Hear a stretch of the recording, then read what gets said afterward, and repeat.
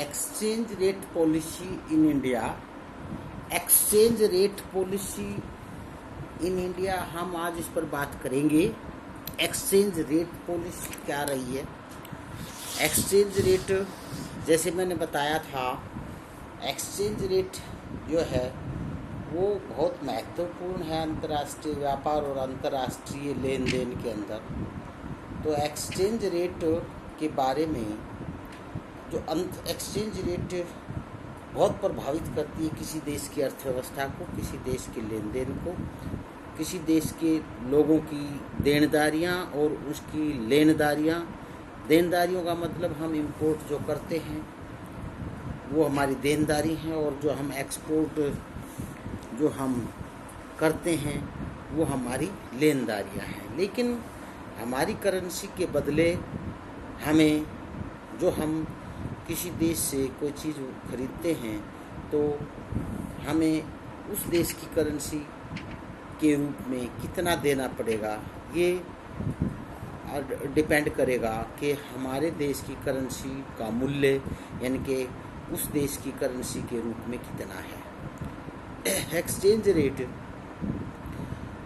और लेनदारी जो है तो उस पर भी हमें कितना मिलेगा, ये भी एक्सचेंज रेट के ऊपर डिपेंड करेगा। जैसे डॉलर है वो अगर 70 रुपये का है तो हमें $1 की चीज़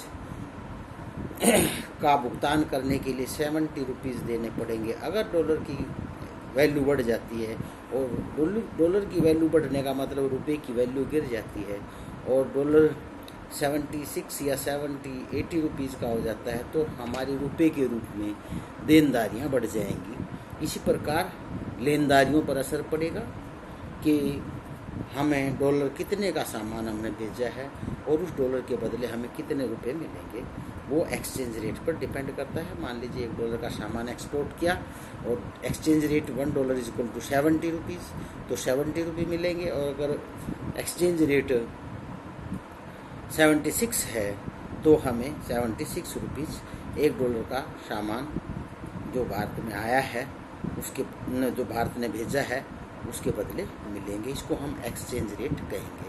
तो एक्सचेंज रेट जो है अंतर्राष्ट्रीय कनेक्शन है हमारे देश की इकोनॉमी का, दूसरे देश की इकोनॉमी के साथ जो लिंक है वो एक्सचेंज रेट के थ्रू है।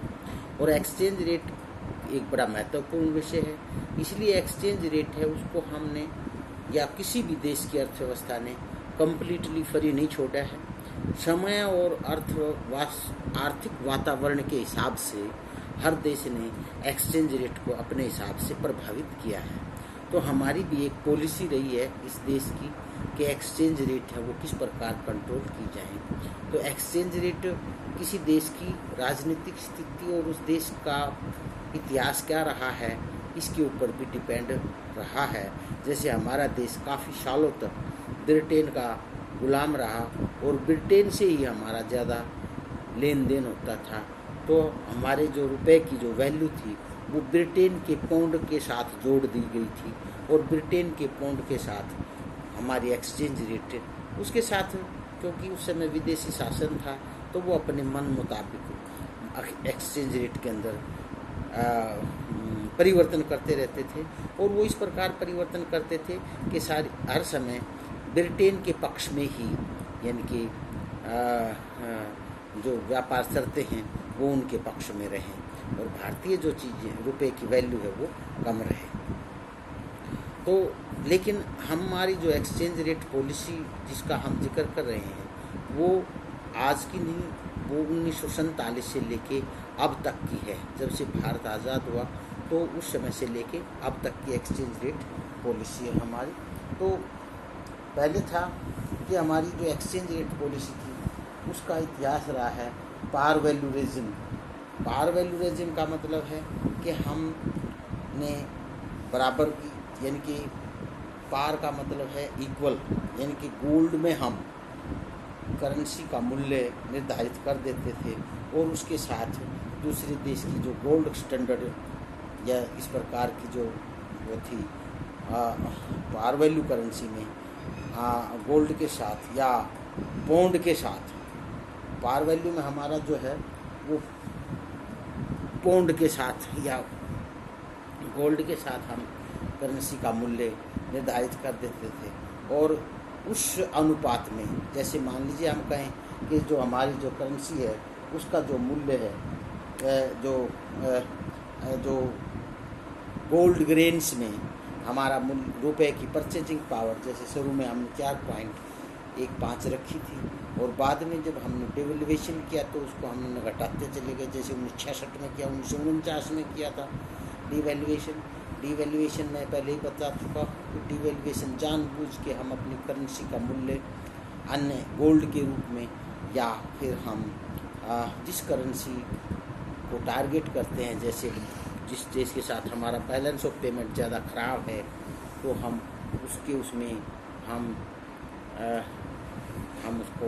उसकी वैल्यू को गिरा देते हैं जानबूझ के, ताकि हमारे एक्सपोर्ट हैं वो सस्ते हो जाएं और हमारे इंपोर्ट महंगे हो जाएं। इंपोर्ट कम होगा और एक्सपोर्ट ज़्यादा होगा। और इस प्रकार जो करेंसी है, इस प्रकार जो एक्सचेंज रेट के अंदर हम मैनिपुलेशन, जो हम चेंजेस करके हम उसको अपनी बैलेंस ऑफ पेमेंट की सिचुएशन को हम बदल सकते हैं। तो इसके बाद जो पार वैल्यू थी उसमें हमने ये 1971 तक हमने इस पार वैल्यू को, जैसे हमारी डॉलर के साथ पौंड के साथ जुड़ी हुई थी तो पौंड गोल्ड के साथ जुड़ी हुई थी और गोल्ड के साथ हमने इसको डिवेल्युएट कर दिया गया। फिर बास्केट रेजिम था, कुछ करेंसीज थी जिनकी तुलना में जो हम अपनी जो मुद्रा की जो वैल्यू है वो निर्धारित करते थे और उन करेंसीज का जो रेशो है उसको आरबीआई जो है हमारा रिजर्व बैंक ऑफ इंडिया है वो डिस्क्लोज नहीं करता था और वो एक्सचेंज रेट बताता था कि भाई पाउंड्स के रूप में हमारी करेंसी इतनी है और डॉलर के रूप में इतनी है इसकी वैल्यू, और जो जर्मन मार्क है, इटली का लीरा है, यानी कि यूरोपियन जो 4-5 बास्केट करेंसी के अंदर 4-5 करेंसी होती थी, उसके अंदर जापान का येन था, इंडिया की यूएस डॉलर था और ब्रिटिश पाउंड था और इटली का लीरा भी था और जर्मन मार्क भी था। ये 5 करेंसी थी, ये बास्केट करेंसी कहलाती थी और इनके रूप में करेंसी का मूल्य निर्धारित किया जाता था। और ये बात 1971 के से लेके और 1991 तक ये इस प्रकार की करेंसी चलती रही। और 1991-92 में संकट आया फॉरेन एक्सचेंज का। 1992-93 के अंदर जो संकट आया था 1991-92 में फॉरेन एक्सचेंज का, तो उस समय हमने जो लिबरलाइज्ड एक्सचेंज रेट को स्वीकार किया था। लिबरलाइज्ड एक्सचेंज रेट क्या है कि लिबरलाइज्ड एक्सचेंज रेट जिसके अंदर हम ज़्यादातर मांग और पूर्ति के आधार के ऊपर फॉरेन करेंसी की वैल्यू को ना तो गोल्ड से जोड़ते हैं और ना ही बास्केट करेंसी से, मोस्टली हम उसकी डिमांड एंड सप्लाई के आधार के ऊपर वो करते हैं। और जो करेंसी की जो वैल्यू है उसको हम किसी उसके साथ पैगिंग नहीं करते, पैग करेंसी नहीं करते। पैग का मतलब है कि हम किसी करेंसी के साथ अपनी करेंसी को जोड़ देते हैं। वो पैगिंग सिस्टम हमने हटा दिया था और उसके अंदर इस प्रकार के सिस्टम जो रिजर्व बैंक ने बंद कर दिए और हमने मांग और पूर्ति के आधार के ऊपर जो फॉरेन एक्सचेंज रेट का सिस्टम हमने अपनाया था। तो जो फिर जो आया 1991 के अंदर जो मॉनेटरी संकट था उसने हमारी आंखें खोल दी थी, क्योंकि फॉरेन एक्सचेंज का संकट था और फॉरेन एक्सचेंज के संकट में हमारे पास जो फॉरेन एक्सचेंज की जो करेंसी थी फॉरेन एक्सचेंज वो इतनी कम हो गई थी कि हम कुछ दिन का हमारे पास जो इंपोर्ट को फाइनेंस करने के लिए कुछ दिन का ही पैसा बचा हुआ था। फिर ये है तो 1997 से 1999 में हमने अपना जो पुराना जो सिस्टम था, एक 1973 के अंदर एक्ट आया था, फॉरेन एक्सचेंज रेगुलेशन एक्ट, कि हम फॉरेन एक्सचेंज किससे ले सकते हैं, किसको दे सकते हैं। हम एक्सपोर्ट करते हैं तो फॉरेन एक्सचेंज हम जो डोमेस्टिक करेंसी है उसके अंदर कैसे चेंज करवाएंगे। तो इससे संबंधित एक एक्ट था 1973 का, फॉरेन एक्सचेंज रेगुलेशन एक्ट। जो फॉरेन एक्सचेंज रेगुलेशन एक्ट की बहुत सी धाराएं ऐसी थी जिससे कि फॉरेन एक्सचेंज का संकट, यानी कि फॉरेन एक्सचेंज का जो फ्री फ्लो था उसके अंदर समस्याएं आ गई थी, और उनको दूर करने के लिए ये हमारा एक नया जो कानून है उसको हम फॉरेन एक्सचेंज मैनेजमेंट एक्ट भी कहते हैं, फेमा, वो लाया गया था। और फॉरेन एक्सचेंज मैनेजमेंट एक्ट है उसको बनाने के लिए मतलब जो हमारा जो एग्रीमेंट था IMF के साथ, वो भी एक बहुत ज़रूरी था। आगे भी फॉरेन एक्सचेंज मैनेजमेंट एक्ट के लिए हम फॉरेन करेंसी अपने बैलेंस ऑफ पेमेंट को ठीक रखने के लिए हमें फॉरेन एक्सचेंज से संबंधित किस प्रकार की नीति अपनानी है, ये चीज़ें हमने देखी थी। और फॉरेन एक्सचेंज जो के साथ जो रिस्क जुड़े हुए हैं उनको हम कैसे बदलें। तो फिर ये था कि फॉरेन एक्सचेंज के साथ एक ख़ास सवाल ये आया कि भाई कन्वर्टिबिलिटी, रुपये की कन्वर्टिबिलिटी।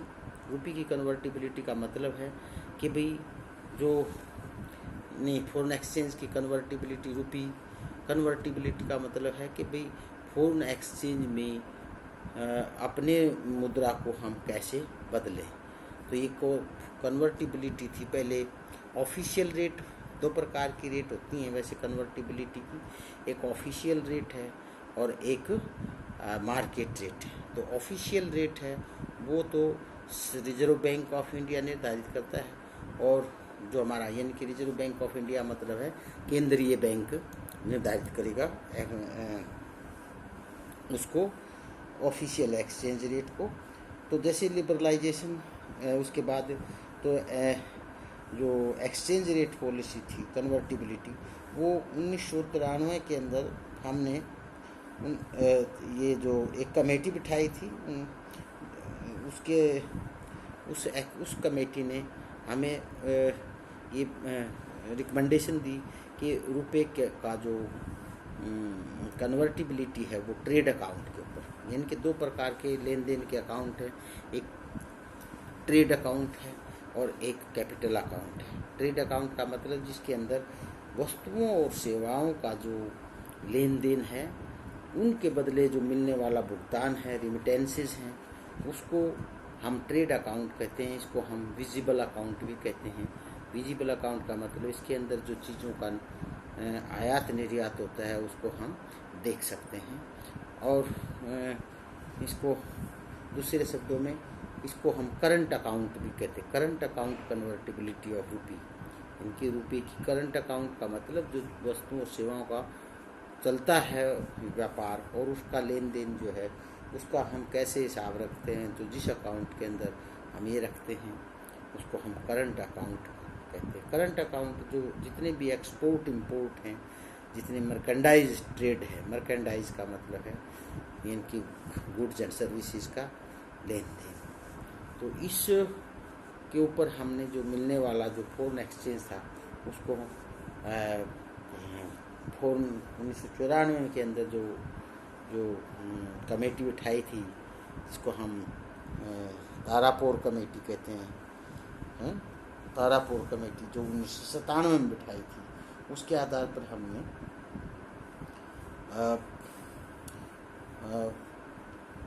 कन्वर्टिबिलिटी की जो सिफारिशें उसने दी वो सारी वो चीज़ें हमने मानी, और जो रुपया था उसको हमने ट्रेड उसको फॉरेन एक्सचेंज था उसको हमने करंट अकाउंट में फुल्ली कन्वर्टिबल इनटू रुपी, यानी कि हम मार्केट में रुपया बेच सकते हैं और मार्केट में फॉरेन करेंसी को बेच सकते हैं और मार्केट से फॉरेन करेंसी अपनी ज़रूरत के मुताबिक खरीद सकते हैं। ये हमारी पॉलिसी रही।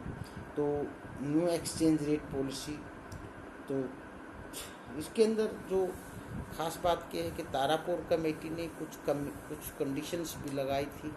एसएस तारापुर इसके चेयरमैन थे और उन्होंने कुछ कंडीशन लगाई थी कि भाई इसमें फिस्कल डेफिसिट है, यानी कि हमारा जो रेवेन्यू का और उसका दोनों अकाउंट में, कैपिटल और करंट अकाउंट के अंदर जो डेफिसिट है वो कितना होना चाहिए, बैंकों का एनपीए कितने % होना चाहिए। जैसे उसने कहा था भाई बैंकों का एनपीए है, एनपीए का मतलब बैंकों के जो लोन डूब जाते हैं वो कुल लोन का कितने % हों।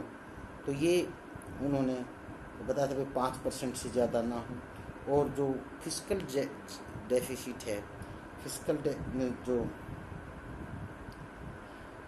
डेफिसिट है वो जीडीपी का 3 से 3.5% तक होना चाहिए। लेकिन ये हम अब तक इस कंडीशंस को लगभग पूरी नहीं कर पाए हैं, फिस्कल डेफिसिट ज़्यादा भी हो जाता है।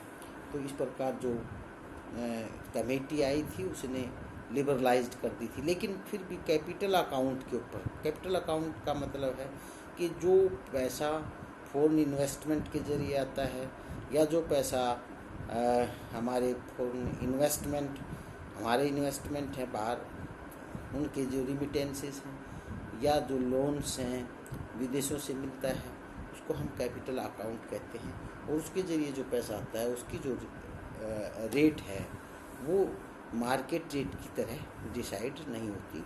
तो ये जो एक्सचेंज रेट है वो इस प्रकार से जो कैपिटल अकाउंट की है वो फुल्ली कन्वर्टिबिलिटी नहीं है। और कन्वर्टिबिलिटी के लिए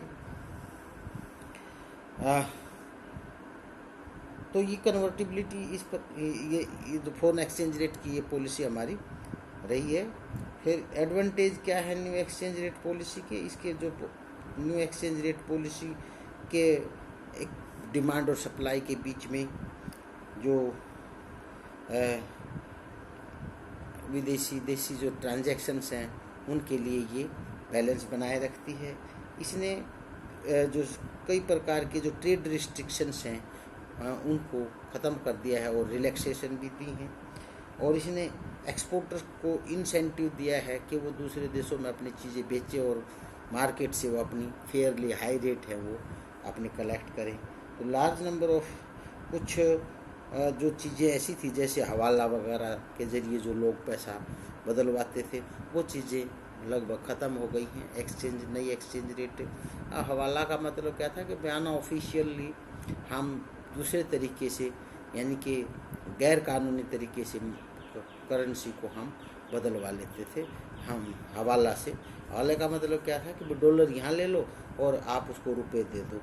सरकार को इसका पता भी नहीं होता था। और इस प्रकार ये हवाला का जो मामला था एक बार उठा भी था काफ़ी। तो इस प्रकार ये जो फॉरेन एक्सचेंज रेट की जो पॉलिसी है वो हमारे देश की रही है। और इससे आगे जैसे 1947 से की एक क्रोनोलॉजी है, 1947 से 71 तक की क्या पॉलिसी रही है। 71 से ब्रेटन वुड्स का जो सिस्टम था इसके अंदर डॉलर, रुपए, पाउंड के साथ जो करेंसी जोड़ रखी थी वो टूट गया था। और उसके टूटने के बाद हमने पैक करेंसी, वो बास्केट करेंसी अपनाई। और उसके बाद हमने फिर ये लिबरलाइज्ड एक्सचेंज रेट सिस्टम अपनाया। फिर ये जो था आरबीआई, फिर दूसरी 1993-94 के बाद जो न्यू इकोनॉमिक जो एरा आया है इसके बाद हमने दूसरी पॉलिसी अपनाई जिसको हम ओपन मार्केट पॉलिसी भी कह सकते हैं। और जिसके अंदर हमने कोशिश की है कि भाई एक्सचेंज का जो फॉरेन एक्सचेंज का जो लेन देन है उसके ऊपर अननेसेसरी जो रिस्ट्रिक्शंस हैं वो हटा दिए जाएं और free flow of goods and services हो, किसी प्रकार का एक्सपोर्ट इंपोर्ट में बाधा ना आए। और अभी भी कैपिटल अकाउंट के ऊपर जो हमारी जो एक्सचेंज की मनी की जो फॉरेन एक्सचेंज की कन्वर्टिबिलिटी है वो रिस्ट्रिक्टेड है। इसके बाद हम आगे जो foreign exchange regulation act, management act है उसको हम अगले लेक्चर में करेंगे। तब तक के लिए धन्यवाद, थैंक यू।